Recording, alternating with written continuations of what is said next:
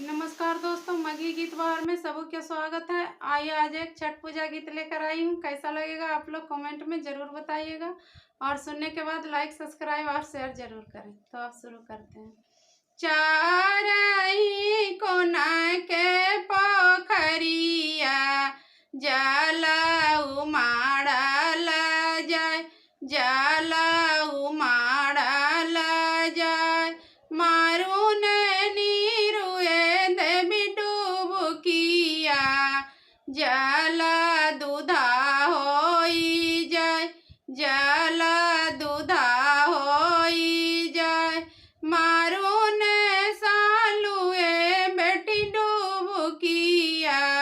जाला दूधा होई जाय, जाला दूधा होई जाय, मारून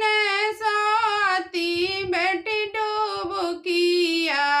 जाला दूधा होई जाय, जाला दूधा होई जाय, पेन्हाना शंभुए बाबू पियरिया, चला रंगा दिया, चला रंगा दिया, पेन्हाना साथ में बाबू पियरिया, चला रंगा दिया, चला रंगा दिया, पेन्हाना मणिकंते बाबू पियरिया,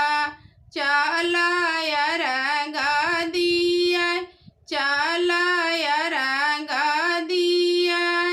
सांझ पहरा रंगा देबो, बिहने मांगबो जरूर, बिहने मांगबो जरूर, पाँच पुत्र एक दियाबा, सूरज बाबा